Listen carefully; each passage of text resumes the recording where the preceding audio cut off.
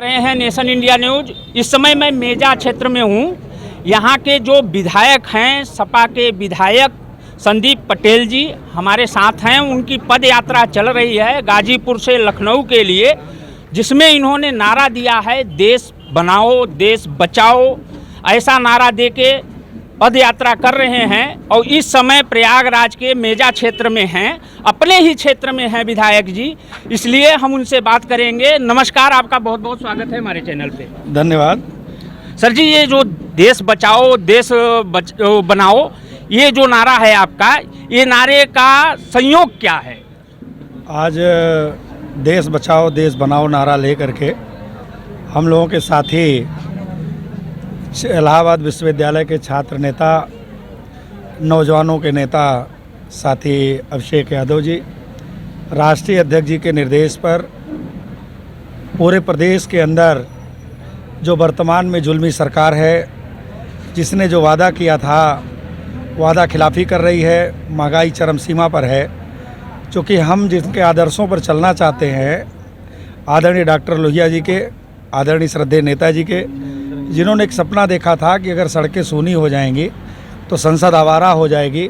आज देश के हालात वही हैं, जिसको लेकर के हम लोगों के साथी आदरणीय अभिषेक यादव जी अपनी पूरी टीम के साथ पूरे प्रदेश के अंदर यात्रा कर रहे हैं। लगभग 1700 किलोमीटर चलने के बाद वो जनपद प्रयागराज के विधानसभा मेजा में उन्होंने प्रवेश किया, जहां पर हम लोगों के शानदार जिला अध्यक्ष आदरणीय योगेश यादव जी ने और मैंने अपनी पूरी टीम के साथ आपका स्वागत किया। और अब आपके साथ चल करके हम लोग पूरे सभी विधानसभाओं में होते हुए आपको विधानसभा जनपद के बॉर्डर तक ससम्मान इस यात्रा को ले जाने का काम करेंगे। उसके अलावा जो पार्टी का निर्देश होगा उसके अनुसार हम इस यात्रा को आगे बढ़ाने का काम करेंगे। हमारे साथ में हैं साथी अभिषेक यादव जी, साथी संदीप यादव जी जो सहार उत्तरी से चुनाव लड़े थे, हम लोगों के शानदार जिलाध्यक्ष जी आदरणीय प्रमिल यादव जो सदस्य जिला पंचायत हैं, अवधेश यादव जी, संजय यादव कल्लू जो यहाँ के प्रमुख हैं, तमाम हमारे पार्टी के वरिष्ठ नेता राघवेंद्र यादव जी विश्वविद्यालय के छात्र नेता हैं, जयशंकर भारतीय जी हैं, जिला पंचायत सदस्य हैं, हमारे ब्लॉक दोनों ब्लॉक के अध्यक्ष, तीनों ब्लॉक के, मांडा के और उमाशंकर बेंद्र, राहुल भारतीय, संगम लाल भारतीय, पूरी टीम समाजवादी पार्टी की टीम आज इस यात्रा का स्वागत करने के लिए यहाँ आई है।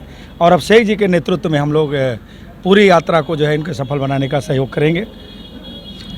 ये संदीप पटेल जी हैं जिन्होंने अपना हक छीना है। जैसे कि कहते हैं इंदिरा गांधी जी ने कहा था कि अपना हक छीनो, इन्होंने उस जगह पे विजय हासिल किया है जहां लोगों को सोचना मुश्किल था। मेजा क्षेत्र जो कि पूर्व प्रधानमंत्री, भारत के पूर्व प्रधानमंत्री श्री विश्वनाथ प्रताप सिंह जी का प्रदेश है, गांव है, वहाँ से ये विधायक हैं। इन्होंने बहुत अच्छी जीत हासिल किया है यहाँ पे। मैं आपसे एक चीज़ और जानना चाहता हूँ कि यहाँ पे जो आपने इस यात्रा के दौरान किया है कि लोगों को रोजगार दिया जाएगा, व्यवस्थाएं की जाएंगी, उस व्यवस्थाओं में बदलाव क्या क्या देखने को मिलेगा? आपने देखा होगा कि जब उत्तर प्रदेश में 12 से 17 की समाजवादी सरकार थी, हम लोगों के नेता आदरणीय अखिलेश जी उत्तर प्रदेश के मुख्यमंत्री थे। गांव के अंतिम चेहरे पर बूढ़े जो गांव में हमारा बूढ़ा बाप रहता है उसके चेहरे पर मुस्कान थी, समाजवादी पेंशन दिया, नौजवानों की आवश्यकता के अनुसार बड़े पैमाने पर लैपटॉप बांटा, कन्या विद्याधन दिया, बेरोजगारी भत्ता दिया, इतना तक कि नौकरी के रास्ते खुल गए थे। नौजवानों को प्रतिवर्ष लाखों लाख नौकरियां मिलने लगी थी। हमने शिक्षा मित्रों का मानदेय बढ़ाया। ऐसा कोई सेक्टर नहीं था जिस सेक्टर पर आदरणीय अखिलेश जी ने काम नहीं किया। लेकिन वर्तमान सरकार जो है इस समाज को बांट करके, समाज को लड़ाकर, जाति और धर्म के नाम पे सरकार बना करके आज जिस तरह से महंगाई बढ़ा रही है, बेरोजगारी बढ़ा रही है, उसी के खिलाफ यात्रा हमारे नौजवान साथी लेकर चल रहे हैं। हमारे साथ और लोग हैं सपा पार्टी के जो कि यहाँ पे इनके साथ चल रहे हैं। आप लोगों का इस विषय में क्या राय है? देखिए, समाजवादी पार्टी के राष्ट्रीय अध्यक्ष आदरणीय अखिलेश यादव जी के निर्देश पर देश बचाओ देश बनाओ समाजवादी पदयात्रा लेकर के हम लोग चल रहे हैं।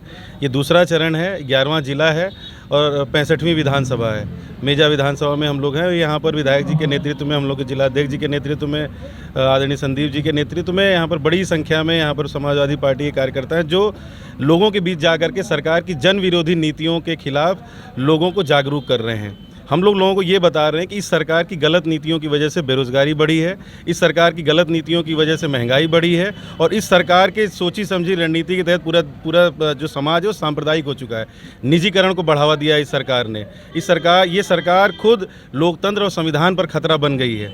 सामाजिक न्याय की अवधारणा खतरे में आज पड़ गई है, आरक्षण खतरे में है। इन सारी चीज़ों को लेकर के हम लोगों के बीच जा रहे हैं और मीडिया का भी कोई ज़मीर बचा नहीं है, कोई सवाल करने वाला नहीं है जन सरोकारों का। इसलिए हम लोगों के बीच जा रहे हैं कि अब कोई रास्ता नहीं बचा है सिवाय पैदल चलने की।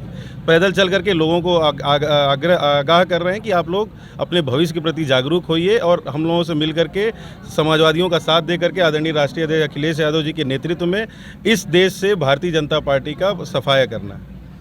यहाँ पे जो भी हैं कहते हैं जिला अध्यक्ष चाहे सरकार जिसकी भी रहे, जिला अध्यक्ष उसी पद पे बरकरार रहता है, उतने ही पावर के साथ रहता है।